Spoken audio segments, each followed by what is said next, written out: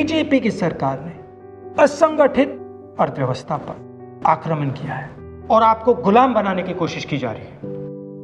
2008 में जबरदस्त आर्थिक तूफान आया, पूरी दुनिया में आया, अमेरिका में, जापान में, यूरोप में, चाइना में, सब जगह आया। अमेरिका के बैंक गिर गए, कंपनियां बंद हो गई, एक के बाद एक कंपनी की लाइन लग गई, बंद हो गई। यूरोप के बैंक गिरे, मगर हिंदुस्तान को कुछ नहीं हुआ। यूपीए की सरकार थी, प्रधानमंत्री जी के पास गया और मैंने उनसे पूछा, मनमोहन सिंह जी बताइए, पूरी दुनिया में आर्थिक नुकसान हुआ है, हिंदुस्तान को कोई असर नहीं हुआ, कारण क्या है? मनमोहन सिंह जी ने कहा, राहुल, अगर हिंदुस्तान की अर्थव्यवस्था को समझना चाहते हो तो यह समझना होगा कि हिंदुस्तान में दो अर्थव्यवस्थाएं हैं।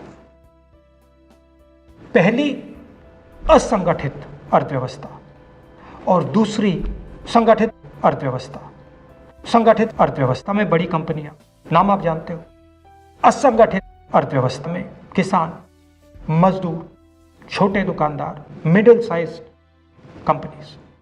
जिस दिन तक हिंदुस्तान का असंगठित सिस्टम मजबूत है, उस दिन तक हिंदुस्तान को कोई भी आर्थिक तूफान छू नहीं सकता। अब आज के दिन आते हैं।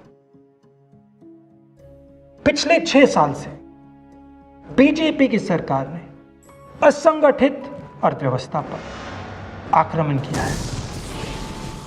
3 बड़े उदाहरण तो मैं आपको अभी दे देता हूं। नोटबंदी, गलत जीएसटी और लॉकडाउन।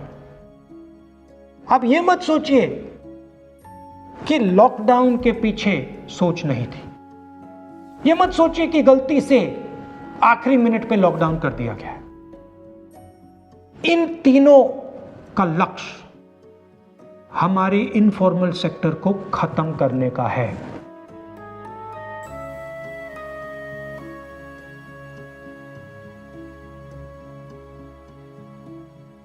प्रधानमंत्री जी को अगर सरकार चलानी है, मीडिया की जरूरत है, मार्केटिंग की जरूरत है।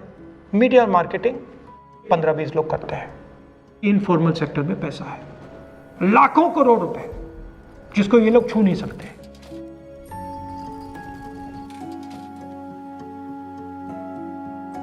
इसको ये लोग तोड़ना चाहते हैं, पैसा लेना चाहते हैं। इसका नतीजा आएगा। नतीजा यह होगा कि हिंदुस्तान रोजगार पैदा नहीं कर पाएगा। क्यों? क्योंकि इनफॉर्मल सेक्टर 90% से ज्यादा रोजगार देता है।